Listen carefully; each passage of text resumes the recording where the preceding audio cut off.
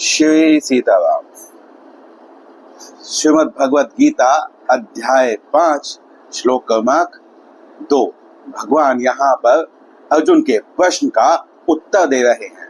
अर्जुन ने यह कहा था कि भगवान कर्म योग और सांख्य योग में से मेरे लिए जो श्रेयस्कर हो कृपा करके आप मुझे वह बतलाएं। तो भगवान यहाँ पर कह रहे हैं कि संन्यास कर्म योगोश्च निःश्रेयस्करावुभौ तयोस्तु कर्म संन्यासात् कर्म योगो विशिष्यते। भगवान यहाँ पर अपना मत दे रहे हैं। भगवान ने कहा कि कर्म के संन्यास से कर्म योग विशेष है।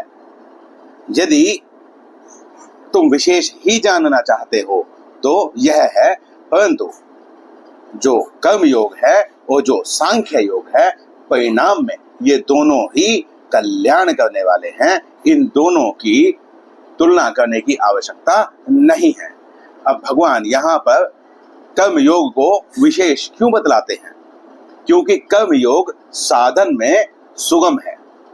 कर्म योगी व्यक्ति जो होता है उसके लिए कोई पात्रता की आवश्यकता नहीं है, कोई वर्ण आश्रम कुल की आवश्यकता नहीं है। कोई भी व्यक्ति किसी भी परिस्थिति में बस वह अपने आप को सेवक माने और उसके पास जो भी वस्तुएं हैं, जो भी है, चाहे वो भाव ही क्यों ना हो, चाहे वह अपने श्रम से ही किसी की सेवा क्यों ना करे, तो ऐसा व्यक्ति कर्म योग का साधक हो सकता है। वह अपना हर कार्य परमात्मा के लिए या दूसरों की सेवा के लिए करता है। कर्म योग में जो वस्तुएं हैं उससे राग मिटाना आवश्यक है, जबकि जो सांख्य योग है वह सत्ता को ही नहीं मानता। जैसे आपने सुना होगा कि आदि गुरु ने कहा था कि ब्रह्म सत्य जगत मिथ्या। तो यहाँ पर जो ज्ञानी व्यक्ति है वह बस एक ही ब्रह्म की सत्ता मानता है, उसके अतिरिक्त कुछ वह नहीं मानता है।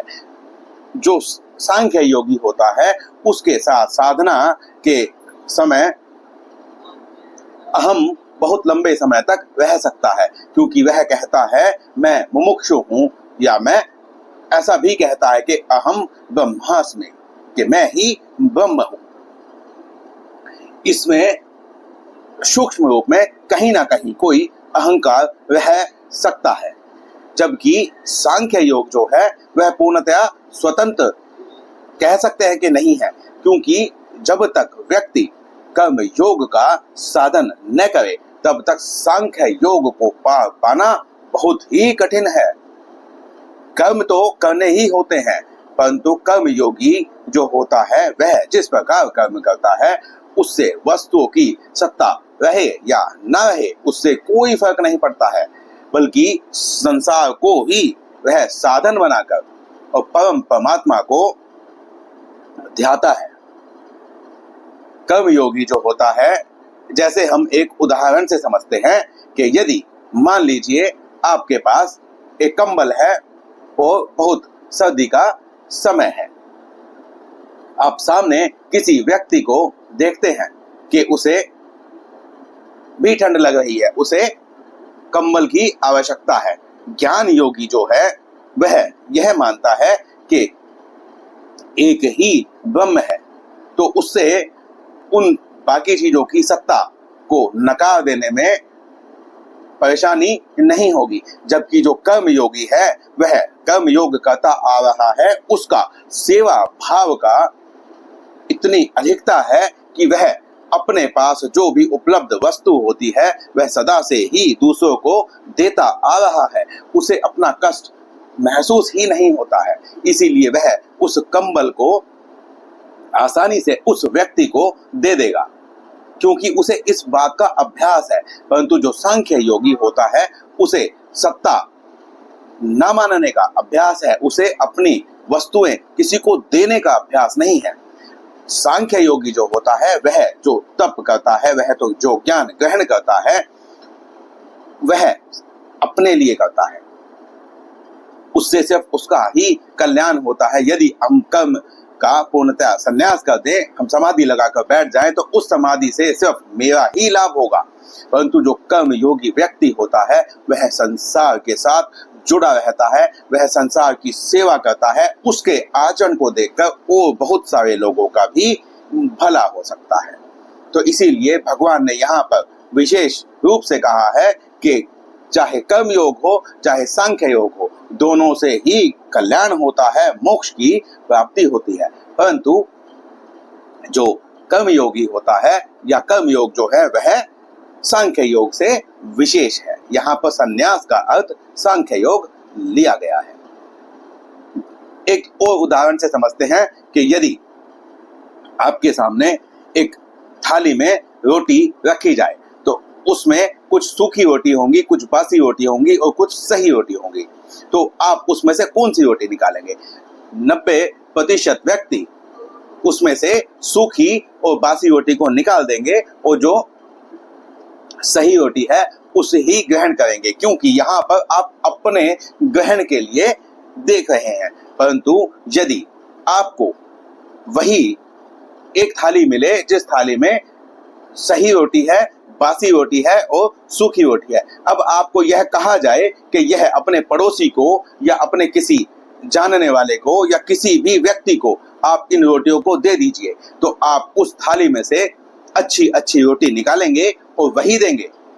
चाहे यह इसे आप दिखावा माने कि वह यह कहेगा कि तुमने मुझे सड़ी गली रोटी दी है इसलिए आप उसे अच्छी रोटी दे रहे हैं, तो यहाँ पर जो देने का भाव है वह श्रेष्ठ है। जब भी आप किसी को कुछ देते हैं तो आप लोक दिखावे के लिए, लोक से डर कर या चाहे जैसे आप कहें अपने अच्छे भाव से आप अच्छी अच्छी चीजें ही देना चाहते हैं, जबकि जब लेने का समय होता है तब भी आप अच्छी अच्छी चीजें ही लेना चाहते हैं।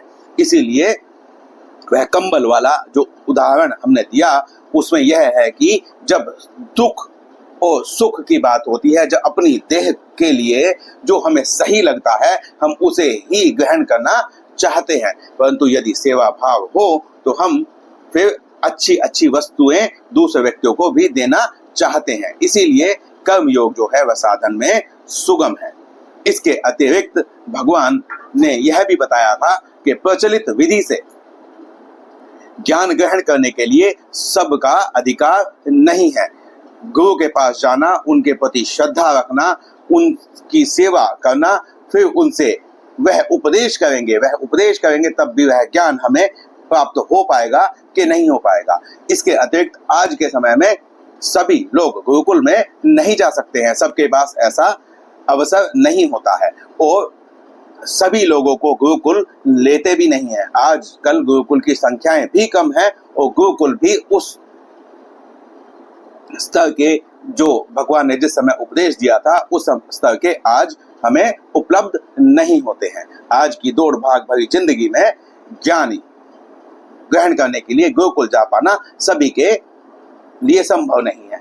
इसलिए कर्म योग आसान है, क्योंकि कर्म योग का साधन करते करते जो ज्ञान है वह स्वयं ही स्फुरित हो जाता है, ज्ञान स्वयं ही मिल जाता है। इसलिए भगवान ने कर्म योग को यहाँ पर श्रेष्ठ बतलाया है। तो इस श्लोक में इतना ही, मिलते हैं अगले श्लोक में अगले वीडियो में। श्री सीताराम।